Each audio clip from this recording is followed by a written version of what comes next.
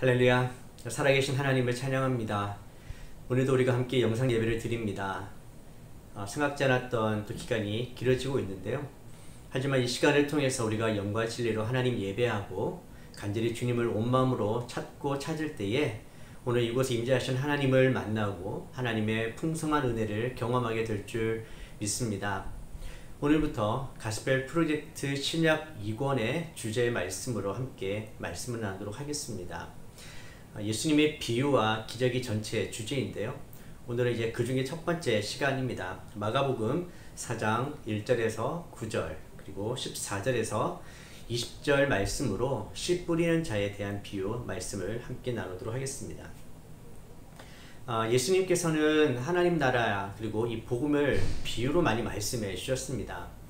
이 비유라는 게 단순히 쉽게 예화를 드는 것이 아니라 감추어져 있는 것들에 대해서 비유를 통해서 드러내시는데, 이 비유에는 이렇게 두 가지 목적이 있습니다. 하나는 드러내는 것이고 또 하나는 감추는 것입니다. 즉 하나님의 말씀을 믿음으로 듣고 받아들이면 그 비유를 깨닫게 되고 그 비유 안에 있는 놀라운 비밀을 알고 하나님 나라의 축복을 경험할 수가 있습니다. 점점 더 하나님과 가까워지는 삶을 살 수 있죠. 하지만 반대로 예수님의 말씀을 듣지 않고 믿지 않으면 이 비유는 오히려 하나님으로부터 더 멀어지게 할 수도 있습니다. 오늘 본문에도 보면 예수님께서 말씀을 하십니다. 2절에 그리고 9절에 보면 귀 있는 자는 들으라고 말씀을 하시죠. 그러니까 누구나 다 말씀을 듣긴 하는데 귀를 기울여 믿음으로 듣는 자는 그 축복을 누리고 그 비밀을 알게 됩니다. 하지만 그렇지 않고 마음으로부터 멀고 말씀을 듣지 않으면 오히려 하나님으로부터 더 멀어지고 또 하나님 나라의 삶과 더 멀어지는 삶을 살아갈 수도 있는 것이죠. 실제로 예수님 시대에도 예수님께서 말씀을 전하셨을 때에 오늘 이 비유에 등장하는 이런 여러 가지 밭의 사람들을 만나게 됩니다. 그래서 오늘 이제 씨 뿌리는 자의 비유를 통해서 예수님께서 어떤 말씀을 정말 주기를 원하셨는지, 그리고 지금 우리의 삶에 이 말씀을 어떻게 좀 적용하면 좋을지를 함께 좀 살펴보도록 하겠습니다.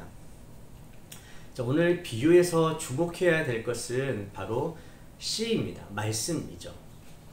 씨를 뿌리는 자의 비유거든요. 그래서 이 씨에는 생명이 있고 이 씨가 뿌려지는 곳에 따라서 열매가 없을 수도 있지만 또 하나님께서 역사하셔서 엄청난 열매를 맺게 하신다는 것입니다. 그래서 비유 첫 번째에 나오는 이 세 가지 밭이 있습니다. 그리고 네 번째 좋은 땅이 있고요. 그래서 이 세 가지와 마지막 한 가지의 땅이 서로 대조를 이룹니다. 그래서 첫 번째가 길가, 그리고 돌밭, 가시, 덤불입니다. 이 세 가지의 공통점은 바로 열매가 없다라는 것이죠. 듣기는 듣는데 열매가 없습니다. 근데 마지막 좋은 땅은 듣고 열매를 맺는 것이죠. 자, 오늘 이 말씀의 이 비유를 통해서 과연 우리는 이 예수님을 어떻게 알고 또 어떻게 예수님 앞에 반응하며 나아가야 되는가, 하나님 나라의 말씀이 선포될 때 우리는 정말 그것을 받아들일 것인가 말 것인가 이 결단을 해야 되는 것입니다. 그리고 그 결단에 따라서 우리의 삶은 완전히 다른 삶을 살아갈 수 있게 되는 것이죠. 자, 이 비유를 이제 살펴보도록 하겠습니다. 첫 번째는 길가에 떨어진 밭이죠. 예수님께서 이제 갈릴리 바닷가에서 많은 무리들을 가르치시면서 이 비유를 말씀하셨는데, 이 갈릴리라는 지역 자체가 대부분 돌밭으로 이루어져 있고 또 떨기나무가 줄을 이루고 있는 좀 척박한 농업 환경을 가진 도시였습니다. 유대 지역 전체가 농사를 짓기에 적합한 땅이 아니었습니다. 그래서 농사를 해서 먹고 살기 위해서는 농부가 씨를 좀 넉넉하게 많이 뿌려야 했습니다. 그러다 보니까 어떤 씨는 길가에 떨어지기도 하고 돌밭에 떨어지기도 하고 또 가시덤불에 떨어지기도 하고 또 좋은 땅에 떨어지기도 했던 것이죠. 원래부터 이렇게 길가가 있지는 않았습니다. 원래 이제 그 길가를 밭으로 만들기 위해서 땅을 기경하고 또 돌을 걸러내는 그런 작업들을 합니다. 그러면서 밭이 생기기도 하고요. 또 밭 가운데도 사람들이 지나다니다 보면 땅이 굳어져서 그곳이 길가처럼 되어버리는 곳도 있습니다. 자, 오늘 첫 번째 이 씨는 길가에 떨어지는데 새들이 와서 모두 먹어버렸다라고 이야기합니다. 그래서 이 의미에 대해서 예수님께서는 뒷부분에 이제 14절, 15절에서부터 20절까지 친히 제자들에게 이 말씀에 대한 의미를 이렇게 설명을 해 주시거든요. 그래서 길가에 떨어졌다라는 것에 대한 의미는 말씀을 듣기는 하지만 곧 사탄이 와서 그들 안에 뿌려진 말씀을 가로채 갔다라고 이야기를 합니다. 자, 말씀이 뿌려졌는데 바로 사탄이 와서 뺏어 버린 거죠. 그러니까 이걸 보면 하나님께서 예수님을 통해서 말씀을 선포하시는데 바로 그 상황에서도 사탄도 역사를 한다는 것입니다. 그러니까 그 마음에서 바로 말씀을 빼앗아 간다는 것이죠. 그러니까 오늘 이 세 가지 파트를 보면 공통적으로 사탄이 우리가 하나님과 가까워지지 못하도록, 우리 믿음이 열매를 맺지 못하도록 공격하고 유혹하고 방해하는 것을 볼 수가 있습니다. 그래서 우리는 사탄이 우리의 말씀, 하나님 주신 그 말씀을 빼앗아 갈 수도 있다는 것을 늘 기억을 해야 합니다. 굳어지고 단단해진 마음은 그 말씀이 들어와도 전혀 반응을 하지 않습니다. 관심이 없는 것이죠. 우리도 복음을 전할 때 이런 사람들을 가끔 만나기도 합니다. 복음을 전하고 싶은데 정말 생명의 말씀, 축복의 말씀을 전해주고 싶은데 관심이 없는 것이죠. 실제로 예수님께서 사역을 하셨을 때에 그 당시에 종교 지도자들의 모습이 이랬습니다. 회개와 하나님 나라를 선포하셨고 하나님 나라의 그 삶에 대해서, 비밀에 대해서 말씀해 주셨지만 그들은 예수님의 말씀을 귀 기울여 듣지 않았습니다. 예수님을 믿지도 않았던 것이죠. 바로 그런 부류의 사람들이 이 길가에 뿌려진 그 땅의 마음과 같은 사람들입니다. 자, 근데 이제 두 번째는 이 씨앗이 어디 뿌려지냐면 흙이 많지 않은 돌밭에 떨어집니다. 그 돌밭의 특징은 흙이 얕아서 싹은 금방 돋습니다만 해가 뜨면 그 싹은 말라 뿌리가 없어 시들어 버립니다. 자, 이 비유의 의미는 16절에 나오는데요. 그 의미가 말씀을 듣고 기뻐하며 즉시 받아들이지만 뿌리가 없어서 오래가지 못하고 그 말씀 때문에 고난이나 핍박이 오면 곧 넘어진다는 것입니다. 자, 예수님 당시에 많은 무리들이 예수님을 따랐습니다. 그들은 예수님의 말씀을 듣고 예수님의 기적을 보면서 그들에게는 기쁨이 있었고 마치 하루 사이 믿음이 쑥 자라는 것처럼 그들 안에 감사와 기쁨이 있었습니다. 그래서 그들은 예수님이 가시는 곳이면 이곳저곳을 따라다녔습니다. 따라다니면서 예수님께서 기적을 베풀어 주시기를, 또 그들을 배불리 먹여주시기를 늘 기대하며 다녔지요. 하지만 그들이 예수님을 따라다니면서 예수님의 말씀을 계속 들을 때에 예수님이 그 제자들에게 이제 요구하신 내용들을 듣게 됩니다. 그러면서 예수님의 가르침이 그들이 받아들이기에는 너무 많은 요구를 하신다. 그들이 감당할 수 없는 요구를 하신다. 예수님께서 또 십자가에 대한 고난과 죽음, 예수님을 따르는 자들에게도 그런 반대와 고난이 있을 것들을 말씀해 주십니다. 그럴 때에 사람들이 예수님을 떠나가게 되죠. 요한복음 6장 66절을 보면 이렇게 말씀합니다. 이 말씀 때문에 예수의 제자 가운데 많은 사람이 떠나갔고 더 이상 그분과 함께 다니지 않았습니다.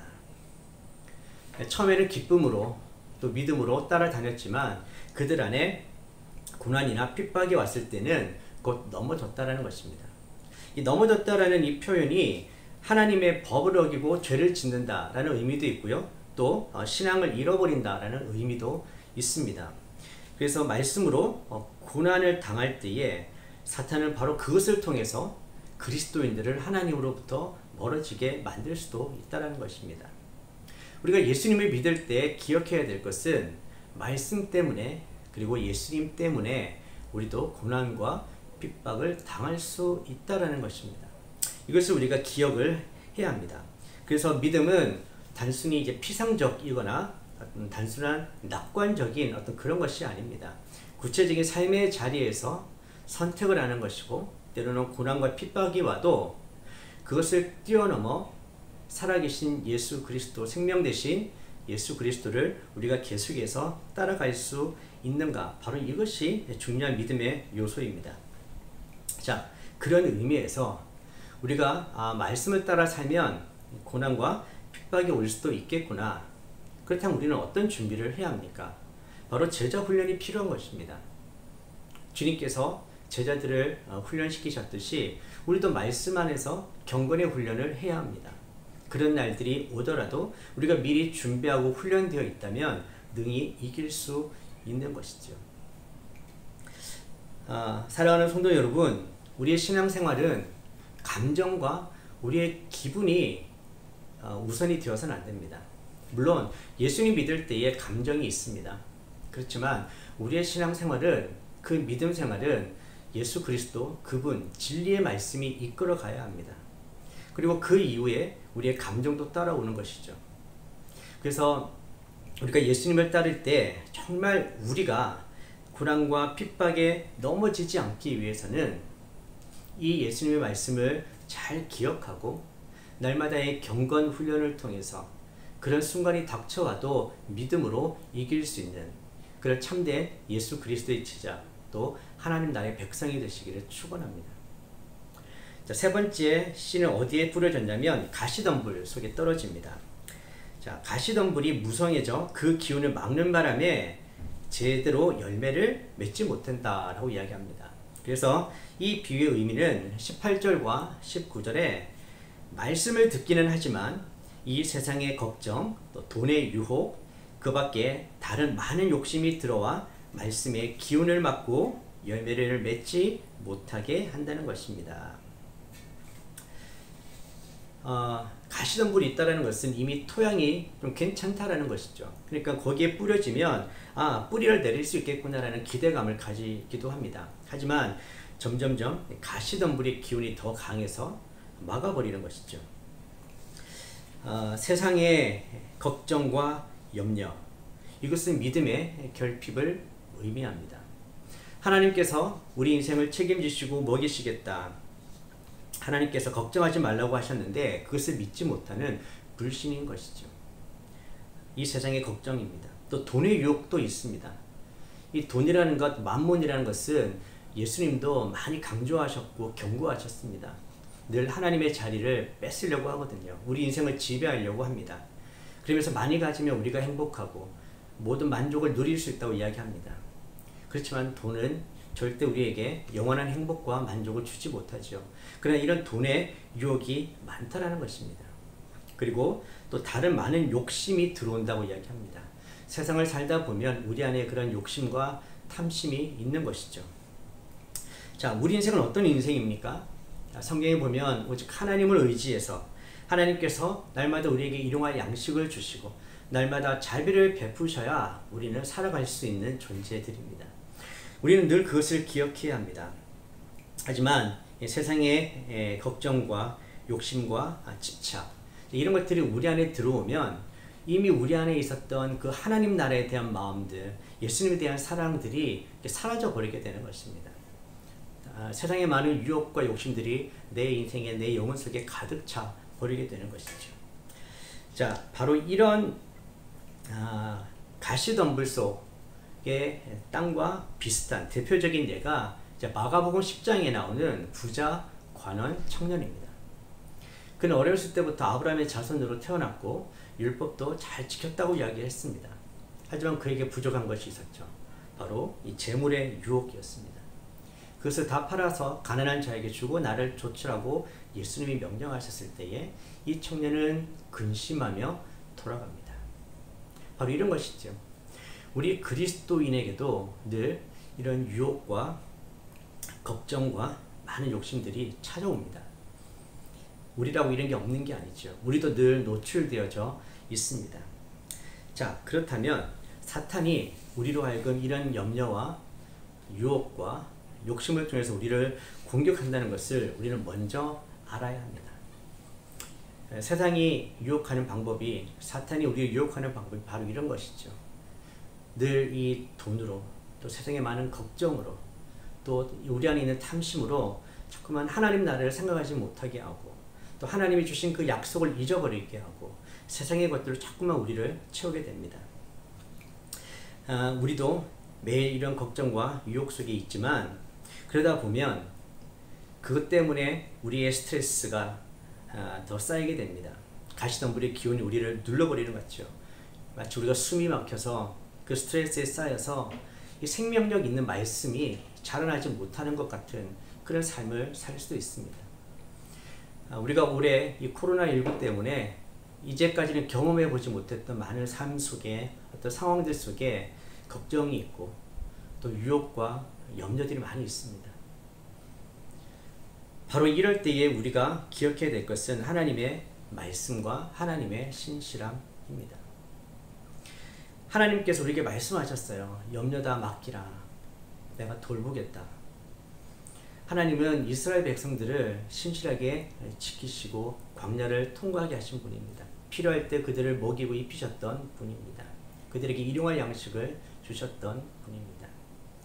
여러분, 바로 우리가 그 하나님을 신뢰하면서 하나님을 의지하면서 살아갈 때에 우리의 믿음이 자라게 되는 것입니다. 결국 이 세상의 것들이 우리를 다스릴 것인가, 정말 하나님의 말씀이 우리를 다스릴 것인가, 늘 우리 삶에는 이런 결단이 필요한 것이죠. 자, 마지막으로 씨가 좋은 땅에 떨어집니다. 싹이 나고 잘 자라서 30배, 60배, 100배의 열매를 맺게 됩니다. 자, 이 비유의 의미는 20절에 나오는데요. 말씀을 듣고 받아들여 열매를 맺는다. 자, 같은 내용을 담고 있는 누가복음에서는 8장 15절에 좋은 마음으로 하나님의 말씀을 들은 뒤 그 말씀을 굳게 간직하고 인내해 좋은 열매를 맺는 사람들이다 라고 말합니다. 즉, 이렇게 받아들인다는 것은 그 말씀을 굳게 간직하고 그 말씀을 꼭 붙드는 것입니다. 세상의 고난, 또 걱정, 유혹, 이런 것들이 우리에게 몰려와도 그것이 말씀을 우리에게서 뺏어가지 못하도록, 가져가지 못하도록, 우리가 받은 은혜를 침범하지 못하도록 꼭 붙들고 지키는 것이죠. 그러면서 인내하는 것입니다. 여러분, 씨를 뿌려보신 분은 아실 겁니다. 하루아침에 막 자라지 않습니다. 인내로 잘 가꾸어야 합니다. 그러면 정말 작은 씨앗, 아무것도 없는 이 씨앗에서 놀라운 열매가 맺어지지 않습니까? 보통 일반적인 수확은 약 7배에서 한 10배 정도라고 이야기를 합니다. 그렇지만 오늘 이 비유에서는 30배, 60배, 100배의 열매를 맺게 된다고 하는 것이죠. 이것은 하나님이 하시는 사역을 의미합니다. 씨를 뿌릴 때에 길가나 돌밭이나 가시덤불 속에 뿌려졌다. 아무런 열매를 맺지 못한다. 뭔가 잘못한 것 같지 않습니까? 뭔가 아무 소득이 없기 때문에 실망할 수도 있습니다. 그렇지만 오늘 비유를 보시면 좋은 땅에 뿌려지기만 하면 이미 내가 실패했다고 생각하는 그것을 상쇄하고도 남을 만큼의 놀라운 열매를 맺게 된다는 것이죠. 이렇게 열매 맺는 삶을 보면 예수님 당시에 구약의 기준으로 보면 정말 열매 맺지 못할 만한 사람들이 오히려 예수님을 만나서 믿음으로 받아들이고 변화되고 열매 맺는 삶을 살았던 케이스를 보게 됩니다. 우리가 지난 몇 주간의 말씀을 통해서 예수님을 만나주셨던 사람들 한번 생각해 보십시오. 전혀 열매를 맺지 못할 만한 사람들, 어떤 사람들이 있었습니까? 사마리아 여인이 있었죠. 또 누가 있었습니까? 세리 중에 장, 삭개오가 있었습니다. 정말 이 구약의 관점에서 보면 이 사람들은 열매 맺지 못하는 사람입니다. 하지만 놀랍게도 하나님 나라의 역사는 바로 여기에 있습니다. 예수님은 바로 그런 사람들에게 씨를 뿌리신 것이고, 그들이 예수님의 말씀을 믿음으로 듣고 받아들였을 때에 그들의 인생이 변화되었고, 또 그들을 통해서 그 주변에 정말 많은 열매를 맺게 되는 것이죠. 그래서 이 신약에 보면 여인이라든지 그 당시에 세리, 죄인, 또 더 나아가 이방인까지 바로 이런 사람들에게 말씀이 전해졌을 때에 열매 맺는 것을 보게 됩니다. 그래서 우리가 복음을 전할 때에 우리가 선입견으로 판단하면 안 되는 것입니다. 저 사람은 인상을 보니까 저 사람은 뭔가 좀 잘 받아들일 것 같아. 어떤 사람은 보면 저 사람 너무 세 보이고 전혀 받아들일 것 같지 않아. 그래서 전하지 말아야지. 그게 아니라는 것이에요. 여러분, 밭은 잘 구분이 안 갈 수도 있습니다. 중요한 것은 씨앗이에요. 씨앗과 땅이 만났을 때에 결국 그 밭이 어떤 밭인지가 드러나게 되는 것입니다. 예수님께서는 이 비유를 통해서 하나님께서 역사하시면 그 좋은 땅에 말씀의 씨앗이 뿌려지기만 하면 30배, 60배, 100배의 열매를 맺을 수 있다는 것을 가르쳐 주십니다. 자, 이 비유의 열쇠는 바로 열매를 맺게 하시는 분은 하나님이시라는 것입니다. 자, 예수님도 많은 사람들을 만나면서 복음의 씨앗을 뿌리셨지만 다 받아들이지 않았습니다. 어떤 사람들은 반대했고 거절했고 비난하기도 했습니다. 이 마가복음 4장 이전에 3장을 보시면 예수님을 보고 미쳤다라고 하는 사람도 있었어요. 예수님이 하시는 일을 보고 귀신에 사로잡혔다라고 했던 사람들도 있습니다. 바로 그런 부류의 사람들도 있다라는 것이죠. 그래서 오늘 이 비유는 예수님을 따르는 사람들, 복음을 전하는 자들에게 그 당시나 또 지금이나 많은 격려가 됩니다. 무엇입니까? 말씀을 뿌려야 한다는 것입니다. 그 열매를 풍성하게 맺는 분은 하나님이시다.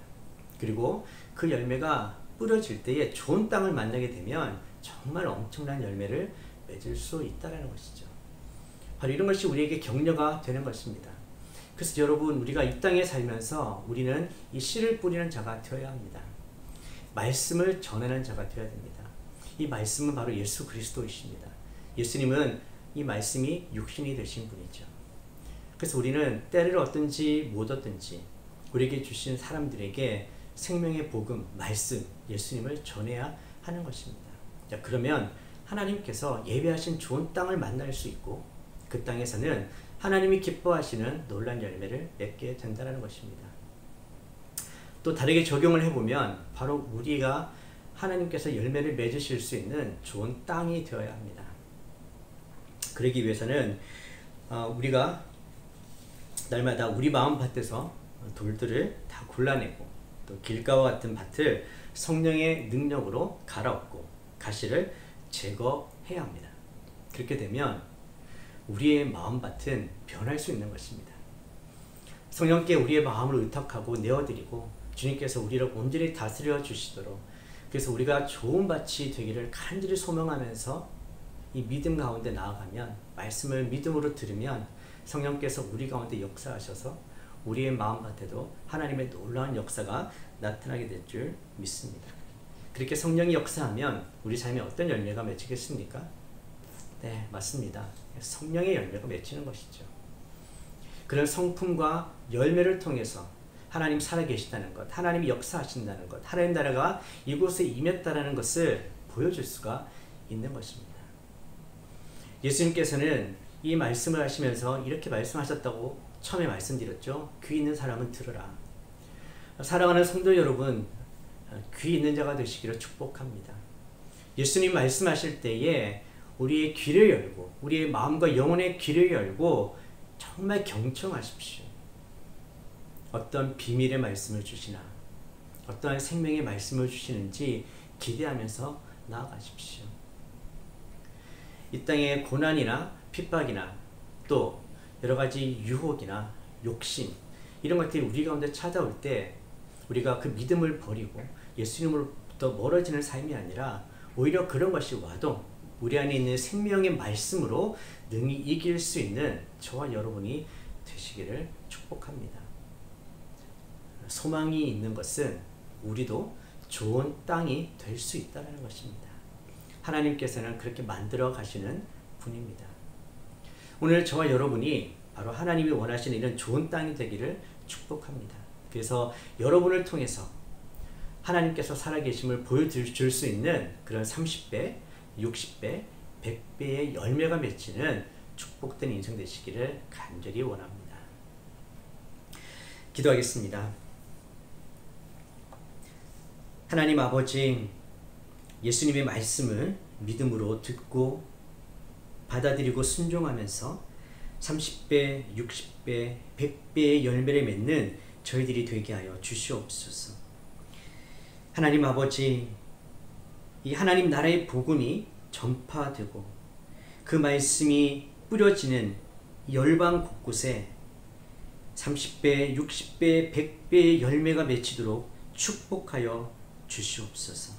그리고 저희들의 삶이 그렇게 사용되게 하여 주시옵소서. 그렇게 해주실 주님을 찬양하며 감사드리며 예수님의 이름으로 기도드립니다. 아멘. 우리 다 함께 봉헌 찬송 드리겠습니다.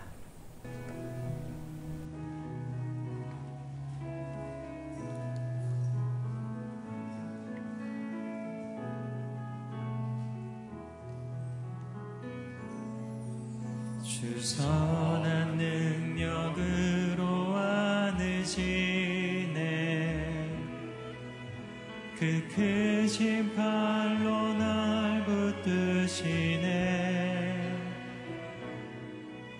절망 속에도 흔들리지 않고 사랑하는 주 얼굴 구하리. 이전의 괴로움 날에 못사고 고난의 길을 걷는다 해도 주님께 모두 맡긴 우리 영혼 끝내 승리의 날을 맞으리. 선한 능력으로 일어서리. 주만 의지하리. 믿음으로 우리 고대 안에 주 오시그나. 영광의 새날을 맞이하리.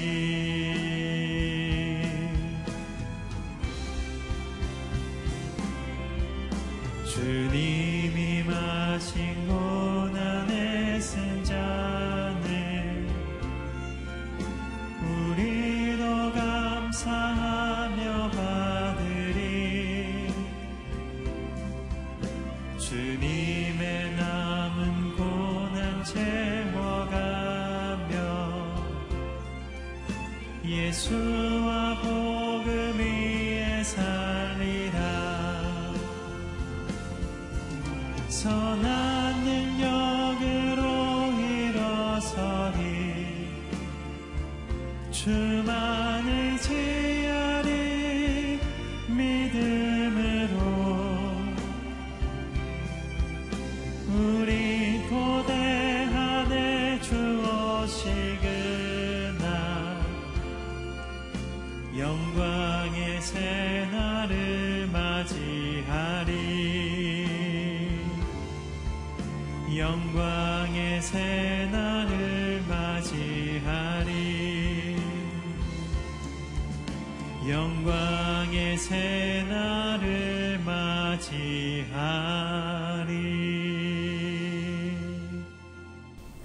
기도하겠습니다. 사랑하는 하나님 감사합니다. 날마다 저희들에게 자비를 베푸시고 일용할 양식을 주시고 때마다 일마다 필요한 은혜 공급해 주셔서 감사합니다. 주님 앞에 감사한 마음으로 우리 마음과 정성과 물질을 구별하여 드립니다. 이 물질 사용되는 곳마다 30배, 60배, 100배의 놀라운 열매가 맺히는 축복을 허락하여 주시옵소서. 드리는 모든 손길 축복하여 주시고 하늘의 신령한 축복과 땅의 기름진 축복으로 풍성하게 채워 주시옵소서. 이제는 우리 주 예수 그리스도의 은혜와 하나님의 크신 사랑과 성령님의 교통하심과 충만하심이 믿음으로 주님 앞에 나와 예배드리는 주의 백성들과 그 가정과 자녀와 사업과 일터 위에 선교사님들의 사역과 가정 위에 그리고 이 나라와 민족과 교회 위에 지금부터 영원히 함께 하시기를 간절히 축원하옵나이다. 아멘.